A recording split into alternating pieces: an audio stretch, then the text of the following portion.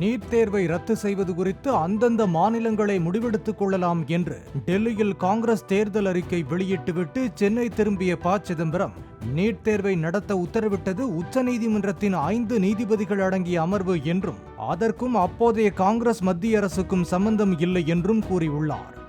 NEET தேர்வு என்பது உச்சநீதிமன்றத்தினுடைய தீர்ப்பு.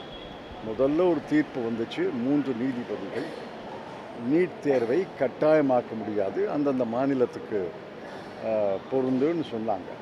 பிறகு 5 நீதிபதிகள் அதில் மாற்றி இதை கட்டாயமாக்கணும்னாங்க.